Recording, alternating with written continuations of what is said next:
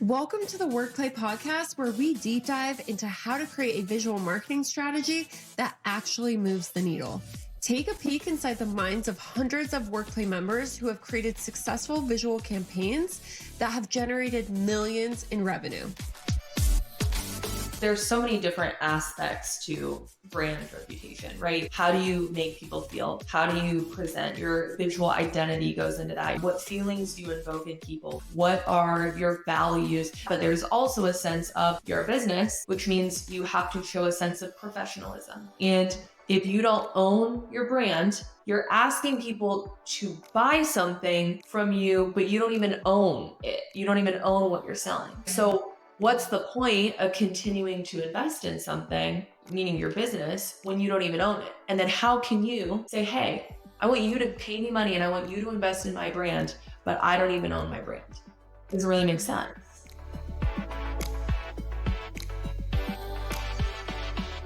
Chandler, welcome to the WorkPlay podcast. Thank you. I'm excited to be here. I am so excited to get into the strategy episode with you because not only is creating a brand important, but protecting that brand is equally as important, which you are just an expert in. But first, what is your business and how long have you been in business?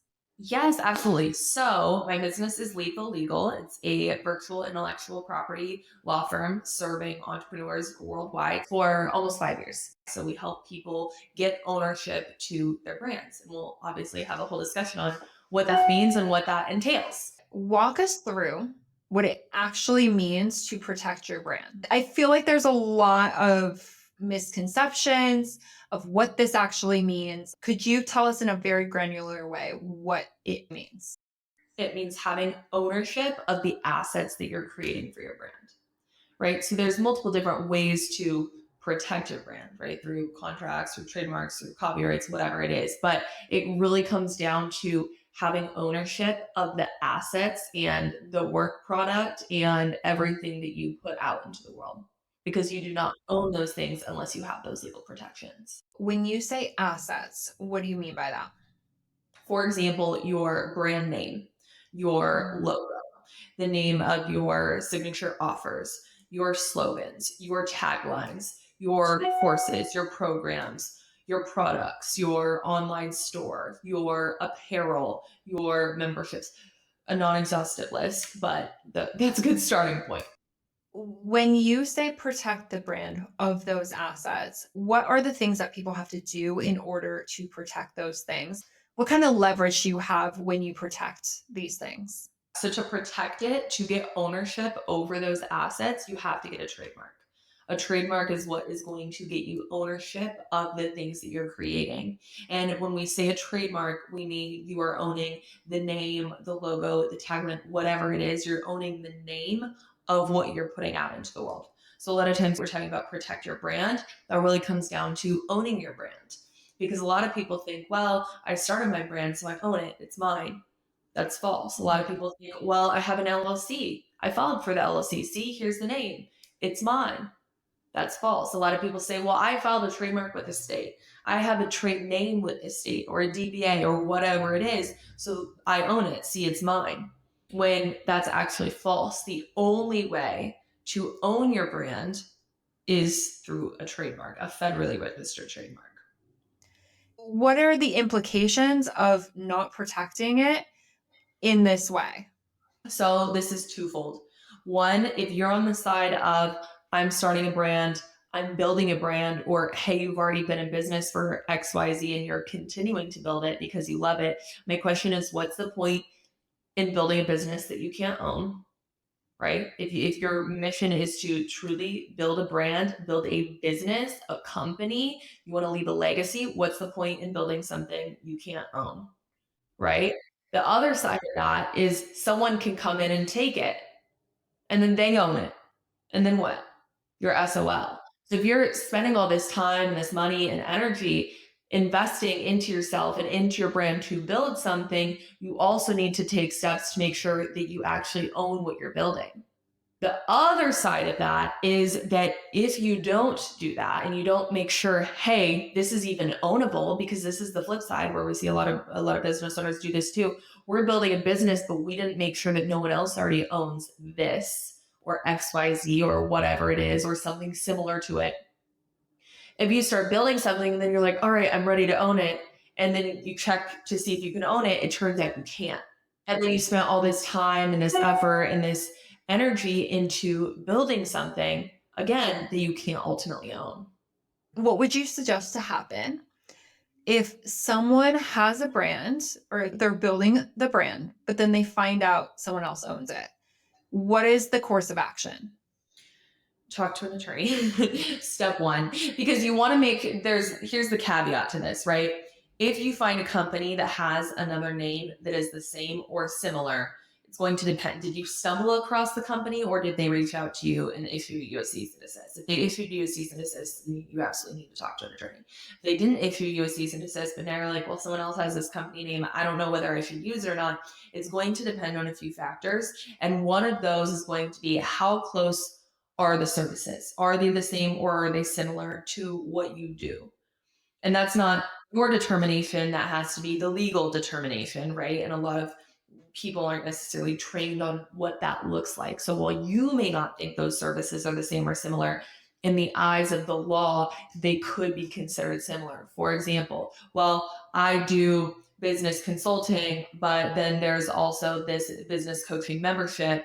They're different things. Well, or marketing consultant, whatever it is, if they're in the same quote unquote class or category, because there's a handful of categories with the USPTO, then it could be considered too similar. What would not be considered too similar, for example, is Dove soap versus Dove chocolate. Same brand name, right? But two totally separate categories. And the reason the USPTO says you guys can both own this name, it's the same brand name, and you guys can both own it, is because there's no likelihood of confusion. You're hopefully, fingers crossed, we're intelligent enough. You're not going to walk into the soap aisle and start eating it like it's candy. You're not going to go into the candy aisle and start rubbing it all over your body like it's soap, right? There's there's just they're completely different channels of trade, completely different items, completely different categories. They say, hey, we're intelligent enough consumers. Nobody's going to get this confused. It should be fine. However, on the other hand, think of, whatever the brand name is. There's two brands. One has a yoga studio and the other has a sound bowl studio. There would likely be a likelihood of confusion there, right? They're not the exact same, they're not, but they're both studios that offer that kind of, calming, relaxing, energetic type of services. So there would be overlap there. When people are launching offers that are a certain name or a certain feeling or aesthetic, and they only launch it like once a year, but they do it over and over and over again, is that another piece of their brand that they would also need to trademark? Absolutely. Absolutely. If it's something that is going to continue to serve you, I would 100% recommend trademarking it. I have courses or memberships or whatever it is trademarked for my own brand. So it's not just about owning the overall name of your brand. If you're in a place where you're like, I need to choose between one or the other, I'm going to always recommend starting with the overall name of your brand. Reason being, you're less likely to change the overall name of your brand than you are one of your brand assets, whether that's your membership, your program, your course, your whatever it is, right? That's going to be easier to change. The only realm in which I would say it's going to be just as difficult to change is if we're talking about a physical product, right? If we're talking about a physical product, that's a whole different ballgame because you're going to have so many packaging materials to the actual product itself, and the brand is likely on those products. That's where things get super finicky. Sometimes WorkPlay members do have products that they're launching or they're creating the visual brand for. Because not only, I didn't even think about the labeling, but also the photos that you're taking through the process. If you have to do a rebrand, those are no longer usable. Can you dive deeper into the product industry and how that relates to trademarks? Our product businesses always get like the back end of the stick here because Yeah. it's so much online business. But with product businesses, it's almost more important. Well, you can tell me if it's more important. I mean, I would say equally, if not more, because you're 100% right. It's, when it comes to an online business, it's much easier, again, to change the name of a course. You're going in, you're changing the name on your website, your sales page, whatever it is, and on your internal documents, and then you can call it a day. Does the marketing, the original marketing name that you did for it, kind of go out of the window? A little bit, yeah, but you can take people along the ride because you're talking to them. It's online. You can convey, hey, this is what happened. You can tell them a story, and there's probably a good story and a lesson in it. When it comes to products, you're not operating in a way that you can tell everyone a story, right? You're not going to get on your socials and say, hey, something happened, so we're changing the name of our products or this and that, right? You just kind of have to do it and hope people follow along with that journey. So when it comes to products, there's kind of two angles that you want to protect here. Number one, you want to make sure that you're protecting the actual store that you're selling on. So if you're selling, when we're in the e-com land, if you sell a product, you probably need to protect your store also. Those are going to be two different trademarks. You're going to have a trademark for your online store, and then you're going to have a trademark for each individual product. Now, when I say each individual product, I don't mean that if you are offering skin moisturizer versus a skin tint, that they are going, or face masks, that they're going to be in separate categories. That would likely be in the same category, but sometimes, especially if you offer a variety of different products, each different product is going to be in a different category. So you want to think about that whenever you are really building out your brand, because you want to make sure that your actual products are protected in every single category. For example, if you are selling clothes and you are selling candles and you are selling, say, coffee mugs, those are going to be in three different categories. They're three totally separate things, and none of them are in the natural zone of kind of expansion, right? For example, belts and clothes are, those are going to be in the same category. We're talking about clothing as a whole, But when you are diving into a variety of different products, there's multiple pieces to protect. And also that overall store piece as well, because you want to make sure that the name of your overall store is protected. The other thing is, a lot of people will be like, hey, this is the name of my overall store, but then each different product has a different brand, right? You could have products that are branded differently. So that would be another consideration. Is this the same brand name or is it a different brand name? And then when it comes to all of those things, it's really a non negotiable, especially if you're in business or if you are in the e-com business, because you are investing so much money into those materials. I know how much packaging costs. And we're not talking just about, all right, you have the physical product itself. Let's take candles. You're going to have the physical product, and then you have the label on the product, and then you have the packaging that the product goes in. And then if you have a little cute card or something that you also put in there to send them, thank you for your purchase. Here's a 10% discount on your next purchase. That costs more money. And then you put it in another nice box, and then you wrap it up, and then you send it to them. Those are all different costs. Those are all different expenses. And if all of a sudden you find out one day, oh no, I can't use this. Oh no, I just got a cease and desist in the mail. And they're saying that I can't use this brand name and I need to stop using it within the next 7 days, or else they're going to sue me in federal court. That's going to be a really heart sinking feeling, not just because, hey, I have to rebrand. That in and of itself is going to be an entire struggle. It's all the product that you currently have is no longer any good because it all has to be rebranded. The explanation of the product company really hits home for all businesses because even if you don't have a product, this is like the same idea, right? And maybe you kind of slide by a little bit easier than having to shut down and throw out product.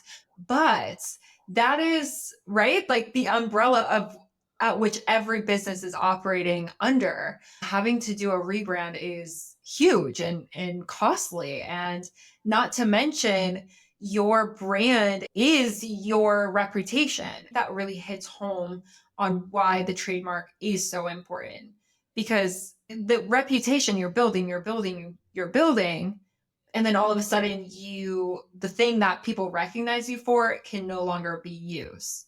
I guess my question is like what exactly is brand reputation for you and to you since you work in this field every single day? Why should people care about this? There's so many different aspects to brand reputation, right? It's how do you make people feel? How do you present? Your visual identity goes into that. Your whole brand identity as a whole really goes into that. What feelings do you invoke in people? What do you stand for? What are your values? There's so much of that, but there's also a sense of your business, which means you have to show a sense of professionalism. And if you don't own your brand, you are asking people, if you're selling something, if you're in business, you're selling something, you're asking people to buy something from you, but you don't even own it. You don't even own what you're selling, right? Mm, So, what's the point of continuing to invest in something, meaning your business, when you don't even own it? And then how can you say, hey, I want you guys to invest in my brand, but I'm not even going to invest into owning my brand. I want you to pay me money and I want you to invest in my brand, but I don't even own my brand. Does it really make mm, sense? So yeah. that part doesn't help build your reputation, right? But if you do have a trademark, it says, "Hey, I'm taking this serious. This isn't a hobby to me. This is my livelihood. This is what I do, and I believe in it, and it's powerful." What are the steps that you would suggest in an ideal world? Let's say that someone has an idea. What is next? After idea mode, they've brainstormed it all out. They know what they're doing, whatever it is, could be a product, could be a course, and they have the idea, they have the name. What is the first step that you in an ideal world would have them do? I will tell you because it's exactly what I did the other night, actually on Friday night. I came home from a conference and I was so inspired and I got right to work. So I have this whole other business concept and idea that has now been generated and it's coming to fruition. But here's exactly what I did. So I came up with the idea, how what I wanted to be about and the name, right? So I have the name in mind. My first question, of course, because it's what I do, is can I even own that name? And I started actually typing out different copy, and your name and your messaging go together a lot of times. Like you can't have a name that doesn't really make sense. For example, my brand name, right, is Lethal Legal. Imagine if my messaging was very like little Bo Peep, frilly pink, type of vibe in my messaging. That wouldn't pair very well with Lethal Legal, right? When you think Lethal Legal, you hear in the messaging more confident, more badass, more like bulletproof your brand type of vibes. So Mhm. you want to start building out your messaging, but your messaging often coincides with the name of your brand.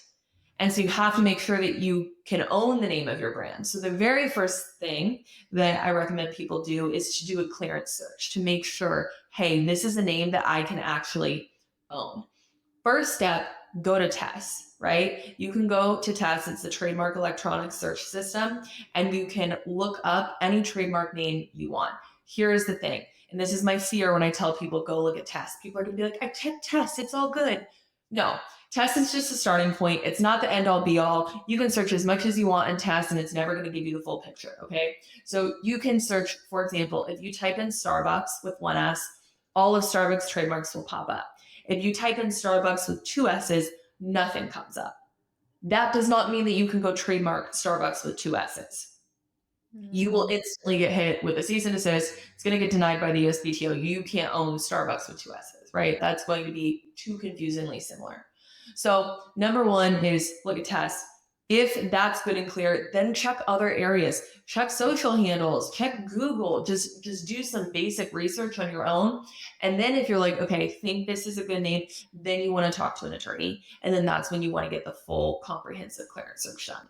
There's a specific software that we use where we run a report that's going to generate anywhere from 90 to 900 pages. And then we'll sift through all of that information and we can analyze it in a way where we're letting you know, hey, this is going to be too confusingly similar, or hey, there's no other marks that are already registered or pending that are too confusingly similar with the idea that you have. If there are no marks that are too confusingly similar, that means, hey, you're good to go. But that also means you need to get the application in. Because if you wait, if you're like, all right, cool, good to go. I don't need to file yet. I'll file in a few months. Within that few months, someone could go on and file something that's too confusingly similar, and then you can no longer own your brand name. And I say that from experience because it's happened to me for my own mark before. I know exactly what I'm doing. I could have gone on and I could have done it, and it wouldn't have taken me very long, but I didn't. I was like, oh, I'll put it off, kept moving it over on my to do list. I waited 3 days to file a trademark. And in those 3 days, someone went and filed something that was going to be too confusingly similar for the mark that I wanted to file. Time is of the essence with these Yes. types of things. What if someone is just starting off or doesn't have the resources to hire an attorney to do this for them? Because I know, like, I, typical, just from what I've seen, it does cost a few $1,000s to get these trademarks filed in the correct way with a professional. If someone is strapped for cash, what are some options for them where they can still protect their brand, but maybe in a way that is easier on the wallet? Absolutely, absolutely. So, two things. One, you want to start using the TM symbol. Okay. There's a difference between the TM symbol and an R symbol. Okay. The TM symbol doesn't really hold any weight, but it does at least put other people on notice and could serve as a deterrent, right? So you want to use that TM symbol. It doesn't, again, it doesn't really mean anything. It doesn't hold any legal weight because you haven't even filed your application. However, it does say, hey, this is mine. I plan on using it, and it would hopefully serve as a deterrent from other people trying to use that name or move forward with it. So that's going to be the free option. The next thing would be, well, it's hard, right? Because I get it. It's a rock and a hard place when it comes to legal because it is necessary, but I also understand the reality of, hey, it costs money. Like it does, it costs money, and there is a gap in the access to justice. Especially, you're starting a new business. A lot of people are making money right off the bat. They're bootstrapping things together, and it's like, hey, I need these things, but how am I supposed to invest in all of these different legal protections? I would say either find someone who can work with you on a payment plan basis. We personally offer financing for people, which is very helpful. It's a way lower monthly cost. And then also, there are different DIY resources. So, for example, we created APP, which is Asset Protection Program, which walks people through the A through Z on how to file their trademark on their own, just like I would do it. So we teach you the strategy, we give you the softwares, we show you how to use it, we walk you through everything, every single thing on how to own your brand and how to do it just like an attorney would do it if they were handling it for you. I think that's so smart, especially as you're growing, right? Because I remember when we first started, it's like we're not even living off the business. Plus, as you get clients, there's expenses and all these things. But I will say, I have actually gone through your trademark service, and it's so important to be able to get that as soon as you're able to afford it. Again, like time, your time is so valuable as you're building your brand. To have that just off to the side handled is so important. I don't want to scare anyone, but you do kind of have to be scared or at least informed of the consequences of not. Do you have any stories that you could share with us of where someone didn't? Off the top of my head, I had clients who came to me and they're like, hey, we received a cease and desist from a company. They weren't my clients before this. So like we didn't file trademark for their brand or whatever, but they came to me like, hey, we received a cease and desist from this company. They're saying that we're infringing on their trademark. And I never want to be the one to have to give people bad news. I really don't want to have to do that. That's why I'm saying come to me before so I can solve a problem before the problem ever occurs. But in this case, they were too late and they were infringing. The reality is they were infringing and they had to pay out a six-figure settlement to avoid getting sued in federal court. Oh my God. Okay, maybe the $2,000 to get the trademark is worth it, even when you're building, to avoid the thousands of dollars. So when that happens, even if they take everything down, they still have to pay? Right. Because again, it goes back to that brand reputation and the goodwill, right? They're saying, "Hey, you've been using our brand name, which means you've been using our brand reputation and our goodwill, and you've been profiting off of that. So not only can we charge you essentially for it bad, you've been infringing, it's we can take all the profits you've made using that infringing term. So any money that you've made in your business under a name that's infringing on someone else can be taken away from you." That's the key here, right? What I'm hearing is owning it means you truly own it, because when you don't own it, then you're risking paying someone who does own it. It's like working for someone else's brand. Free labor at that point. You're just working again. Yeah. What's the point? And this is the other thing that's a very stark reality that people are having to face right now is the real estate for IP is dwindling. It is going down and down and down. So many people are starting businesses. So many people are filing trademarks. They are protecting the brand. They're owning different assets of their brand, which means people are having to get more innovative. A lot of times we run full clearance searches and it's like, hey, you can't move forward with this. Like, I know it feels really aligned and I know you want it. In fact, that's again, when I looked the other night, the first name that I wanted to move forward with already taken. So I had to shift gears, right?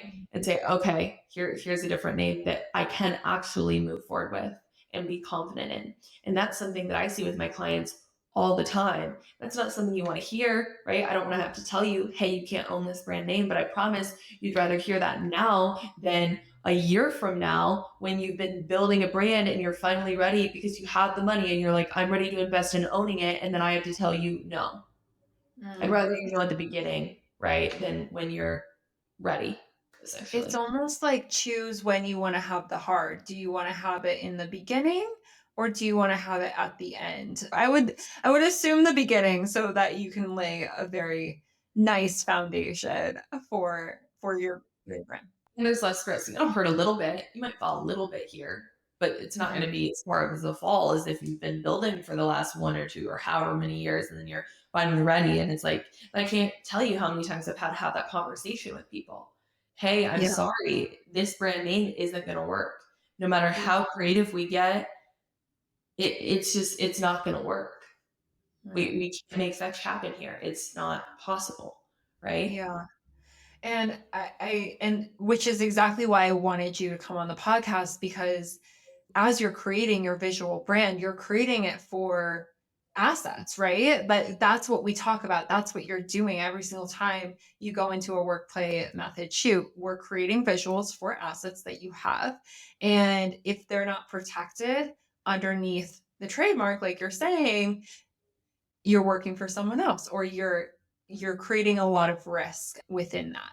So walk us through your quarterly trademark service. I know that you did walk us through the DIY, but walk us through the quarterly trademark service. This is something WorkPlay Branding as a company went through, so I can 100% vouch for it. But I also think it comes together really nicely with what you're already doing inside of the WorkPlay method with a quarterly cadence of creating visual content. Yes. So in our trademark subscription service, we file quarterly trademarks for people. So inside of that, we walk through the entire trademark process. We do the clearance search, we do the filing, we walk it all the way through the process for you each quarter. The other thing is, as you are bringing things to life, we do unlimited preliminary searches. So what I mean by that is I don't just mean tests. There's a different software that we use that gives us a better idea of, hey, is this something that is smart to move forward with?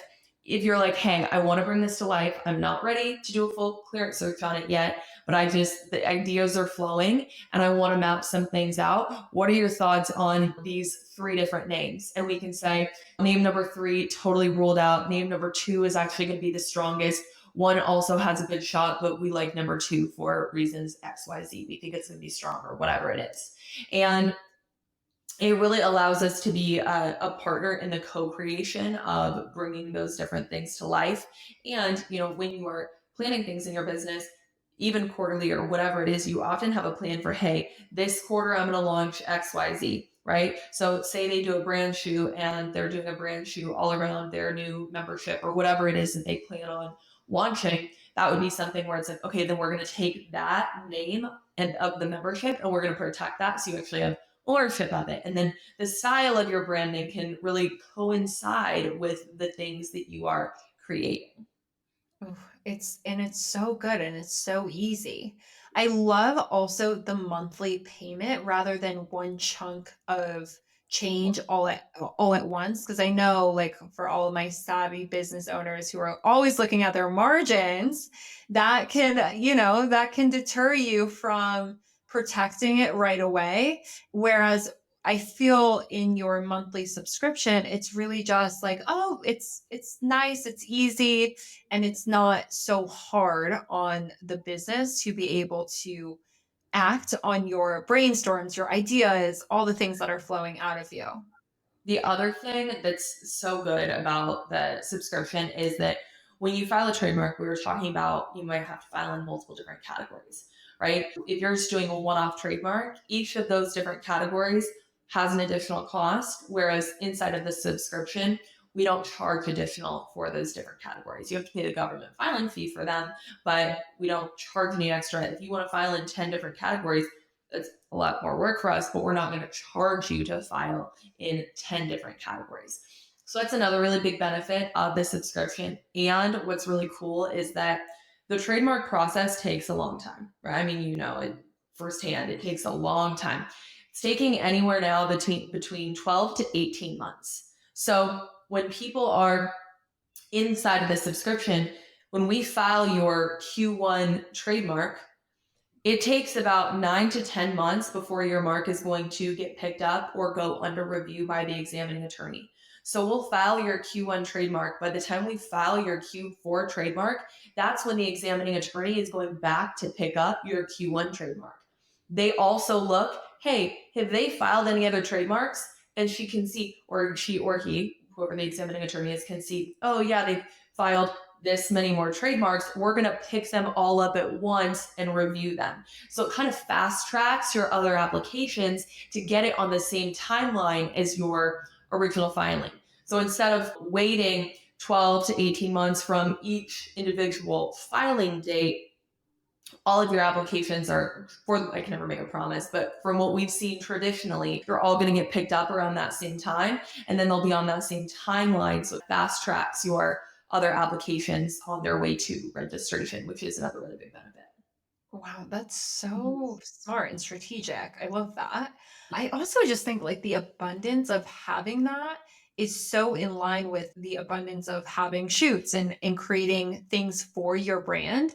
So it gives, as someone who was going through it, it gives you so much space to try different things while knowing that you're protected. So you feel really supported in that. And I think that's very invaluable because it's hard to reach out to a lawyer and like, it's like, hey, I have this crazy idea. I know that we had an idea and then we scrapped it. And then but because it's more of an ongoing relationship, it feels more supported and it doesn't tie you into one corner. You know what I mean? Right. So I am going to ask you the same two questions I asked all of our guests. Why do you think it's important to do a quarterly visual marketing strategy within your business for your brand? I think it all goes back to your brand reputation, right? As your brand continues to grow and evolve, so do you. And that visual element really plays into it. Not only that, but it also makes you look more professional. People, listen, at the end of the day, we can try and fight it as much as we want. There's an age old saying, and it remains true, and it will remain true until the day we die: sex sells. Okay? It does. So when you look good, and that doesn't mean you have to dress skimpy. What I mean by that is when things look nice, when things look put together, when things look professional, things sell more. We can't fight it. We can't fight it. It is true. If you want to be taken seriously, if you want to have a good brand reputation, if you want people to respect you and see you as a professional, you have to show up nice and put together and have that visual element to it. To piggyback off of this, I think when you look nice, when you're having that success, it then puts a target on your back for if you are not protected. And I don't know if you can speak to that, but that's kind of what I've noticed with members going through it is now that you've done this, you've created this visual brand, people are now watching. And then when people are watching, it it opens the door for things to happen. More copycats, more eyes on you. Exactly. Here's the other thing. People, especially when they want the visual element of it, you want that visibility, you want that virality, but do you really want that if you aren't taking steps to own any of the things that you're creating? Because you're just setting yourself up for more copycats to have their eyes on you. So the two really go hand in hand. They're of equal importance. What is one piece of advice you would tell WorkPlay members? I would say to never make decisions based on how small you feel now, right? A lot of people that I see starting out are like, I'm not ready for a trademark. All those legal protections feel scary. They feel out of reach. They feel inaccessible. They feel unapproachable. And that's really, I mean, with this conversation, with all the work I do, I really try and break down the barriers to that because that's not how it has to be.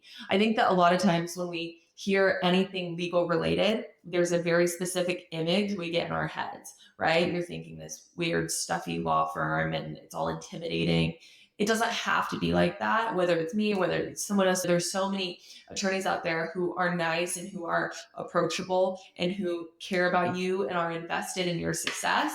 And it's important to be as equally invested in your own success, right? So don't make decisions or don't hesitate to make decisions now because you think, oh, I don't need that right now, or oh, I don't know if anything's ever going to be big enough to where I would need a trademark or need legal protections. Well, I can tell you, not with that mindset, right? Like if that's your mindset, then certainly not. Of course, it's never going to get there. So if you go into it with the mindset of, hey, I'm going to make this happen. And this is just, here's another, we're doing a two for now. Here's another piece of advice. Don't have a plan B, right? Like so when I went to law school, I did not have a plan B. People are like, what are you going to go? What are you going to do if you don't get into law school? I said, I'm getting into law school. There is no plan B. Like this is happening, period. And it happened. You have to believe in yourself and you just have to go for it, right? If you're setting a plan B, you are essentially saying, well, there's a chance plan A might fail. And I don't like that. I don't want to think about what that failure might look like. If it happens, fine, I'll figure it out and deal with it. But I'm not going to give myself the option for a backup in the event that something fails when that's not where my head's at. That's not where our mindset needs to be at, right? You need to go into it with mindset of plan A is going to work. This is what's going to happen. Here's how I'm going to make it happen. And that's the end of it. Period. And when you're fully invested in plan A, you're going to do things to make sure plan A works, to make sure there's no cracks in plan A. I think that is beautiful, beautiful advice. Chandler, thank you so much for coming on the WorkPlay podcast. Where can everyone find you? On my Instagram, lawyer Chandler J, and then my website is yourlethallegal.com. Thank you so much. Thank you.